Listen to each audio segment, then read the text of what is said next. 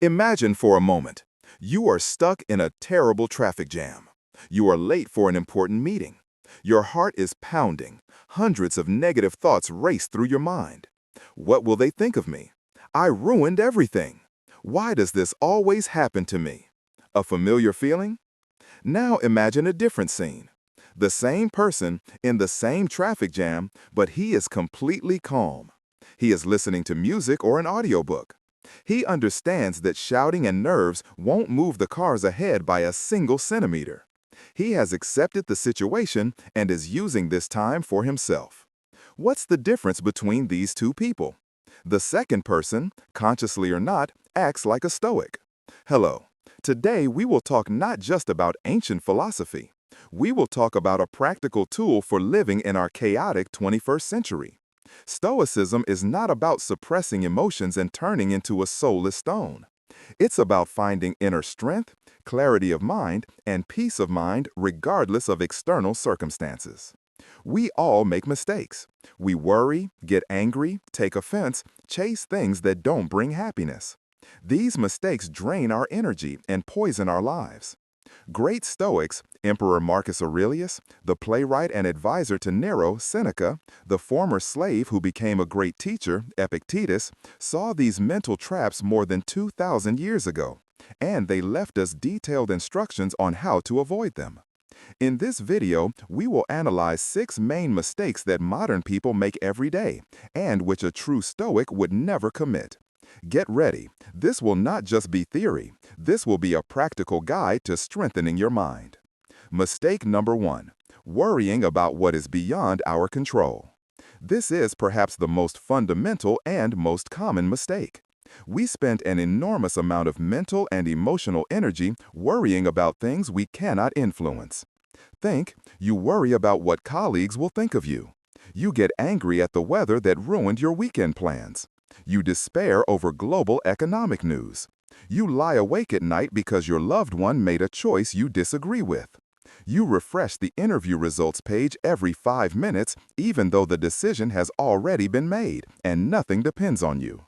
In all these cases, we act as if our worry is some kind of magical ritual that can change reality. But this is an illusion. In reality, we are simply tormenting ourselves. The Stoics called this the main cause of human suffering. Their solution was elegant and powerful. They proposed a concept known as the dichotomy of control. Epictetus, in his Enchiridion, begins with precisely this. Of existing things, some are in our power, others are not.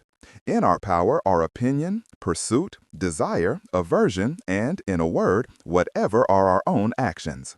Not in our power are body, property, reputation, and government career, and, in a word, whatever are not our own actions. It sounds simple, but truly understanding it means achieving a revolution in your consciousness. Your opinion, your judgments, your decisions, your actions, this is your zone of responsibility. The opinions of other people, their actions, your health, partially of course, but ultimately it can fail you, your reputation, the weather, currency exchange rates, all of this is in the external, uncontrollable zone. Imagine you are an archer. It is in your power to choose the best bow and arrows, train every day, hone your technique, choose the right moment to shoot, aim, smoothly release the string. All of this is your zone of control. But the moment the arrow leaves the bow, it no longer belongs to you. A sudden gust of wind, an error in calculating the distance, a target that turned out to be faulty, all of this can affect the result. A Stoic archer will focus on the perfect shot, not on hitting the bullseye. He will find satisfaction in the process itself, in the perfection of his actions. If he hits, great.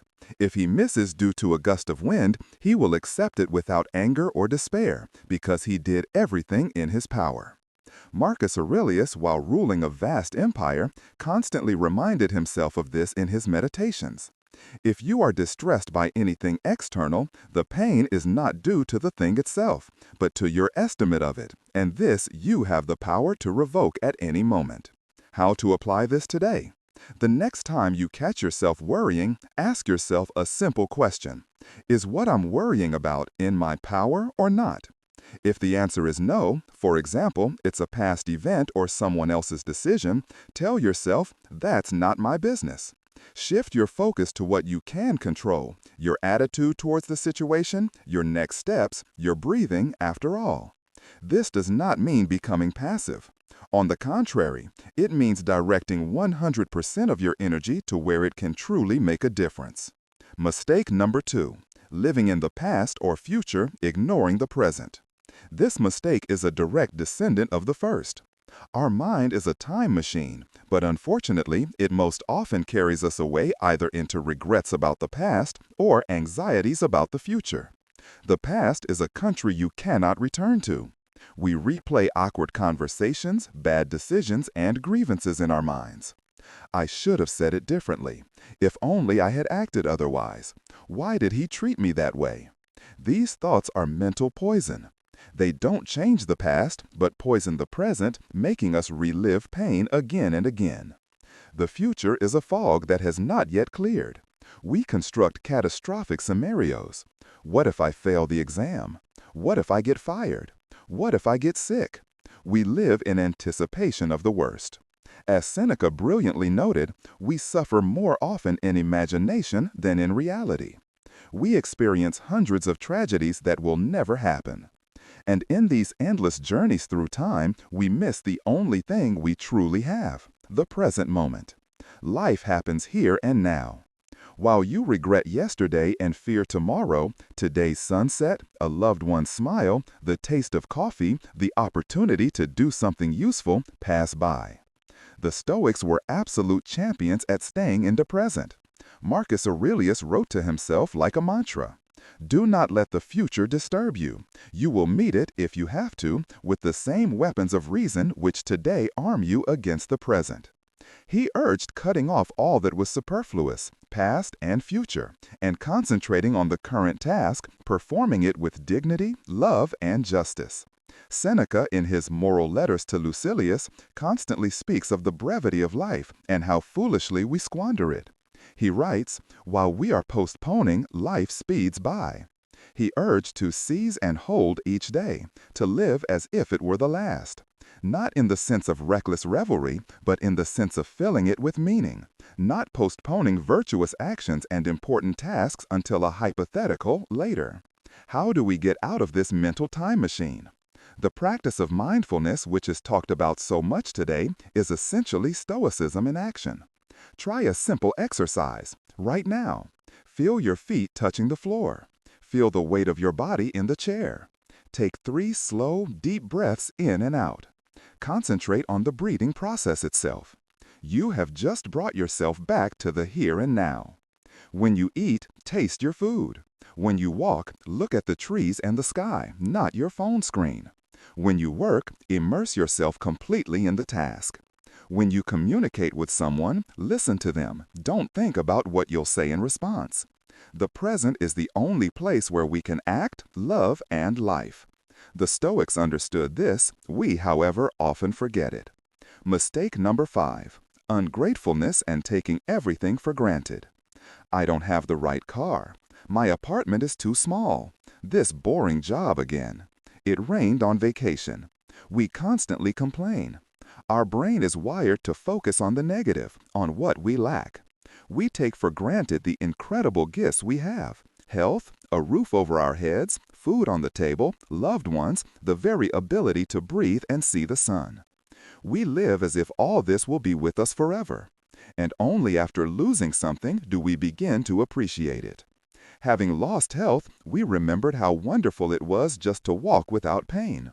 Having quarreled with a friend, we realize how dear he was to us. The Stoics considered ungratefulness one of the main vices. They developed a powerful antidote, a practice that today can be called negative visualization or premeditatio malorum, premeditation of evils. It sounds gloomy, but its essence is bright. A Stoic suggests that we occasionally imagine that we have lost everything dear to us. Seneca advised, when you kiss your child, think that he is mortal. When you embrace a friend, remember that he may leave or die.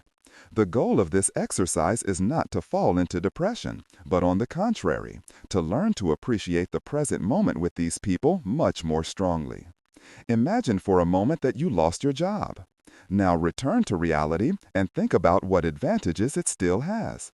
Imagine you lost your sight. Now open your eyes and look at the world around you. Imagine your life without the person closest to you. Now go and tell them how much you love them. This practice kills two birds with one stone. First, it cultivates deep gratitude for what we have right now. It transforms ordinary things into miracles.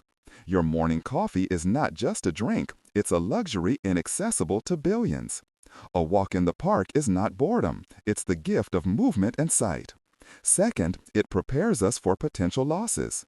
Life is impermanent. Everything flows, everything changes. Illnesses, separations, failures, all are part of the game. When we mentally rehearse loss, we become morally more resilient.